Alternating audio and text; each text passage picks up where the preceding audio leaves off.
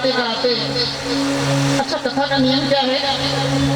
जैसे आप तो राधे राधे की हाजिरी लगाते हैं, कथा का नियम यह है, जैसे कोई वक्ता यदि सुना रहा है तो श्रोता जो होते हैं हुकारी भरते हैं। ऐसे मैया पार्वती भी जब भोलेनाथ कथा श्रवण करा रहे हैं तो हुकारी भर रही है।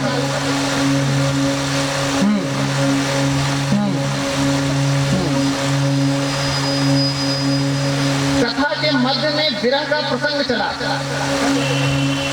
विरह के प्रसंग में अश्रु बहुत तेज बहने लगे। भगवान शंकर ने कहा, कथा में ऐसा कौन है जो इतनी व्यथित भाव से रो रहा है? आँख खुली तो देखते क्या है, पार्वती सो रही है। पार्वती मैया सो रही है। भगवान शंकर के मस्तिष्क में एक बात घूम रही है, अगर गौरी सो रही है तो कथा कौन श्रवण कर रहा है? और कथा को यदि कोई श्रवण कर रहा है तो इतना आह्लादित होकर के रो कौन रहा है? इतने प्रेम मन भाव से कौन कथा को श्रवण कर रहा है?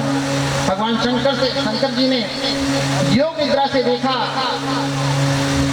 तो देखते हैं हिमालय की चंद्राओं के पीछे एक शुक विगलित अंडे के रूप में बैठ करके, वो अंडे में से अभी शुक निकला भी नहीं हुआ था, वो कथा श्रवण कर रहा था।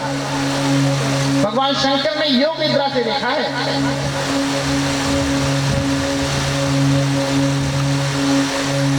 भगवान शंकर माता पार्वती पर क्रोधित होते हैं, परंतु उससे ज्यादा क्रोधित हुए जिसने कथा छुप करके श्रवण करनी थी।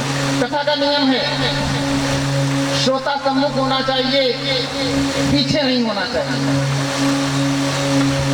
पीछे यदि आपके क्षेत्र में कथा हो रही है तो आपको सामने बैठ करके कथा को श्रवण करना चाहिए, सम्मुख कथा श्रवण करना चाहिए। यदि आप छुप करके कथा को श्रवण करते हैं तो आप द्रोही हैं, आप एक पाप हो रहा है आपका। ऐसा हम नहीं कह रहे हैं, ऐसा साफ संदेश देते हैं। भगवान शंकर ने त्रिशूल उठाया है और वह त्रिशूल शुक को पीछा करते हुए काफी समय तक 5000 वर्षों तक वह पीछा करता रहा, पीछा करता रहा, पीछा करता रहा, पीछा करता रहा। अंत में जाकर के वेदव्यास जी के पत्नी के गर्भ में वह स्थिर हुआ और भगवान शंकर का वह त्रिशूल शुक अंडे के रूप में था, उनकी ही परिक्रमा करता रहा। कभी तो ये बाहर आएगा। भाई एक प्रक्रिया है, 9 माह के बाद तो आएगा ही आएगा। 9 माह छोड़िए, 9 वर्ष बीत गए, 10 वर्ष बीत गए, 11 वर्ष बीत गए, 12 वर्ष बीत गए। वेदव्यास जी की पत्नी वेद व्यास जी से कहती हैं कि स्वामी कुछ तो करिए, 9 माह में इतनी पीड़ा होती है तो मैं तो 12 वर्षों से इस पीड़ा को सहन कर रही हूँ, मुझसे यह पीड़ा सहन नहीं होती है, मुझको इस पीड़ा से बाहर निकालिए।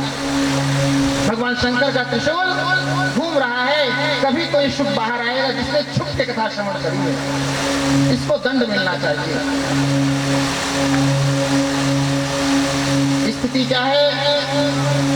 वेदव्यास जी अपनी पत्नी की बात को मार्मिकता को समझते हुए भगवान शंकर के पास पहुंचते हैं और भगवान शंकर से अनुनय विनय निवेदन करते हैं कि हे प्रभु, मेरी पत्नी के कष्टों को हरण कीजिए।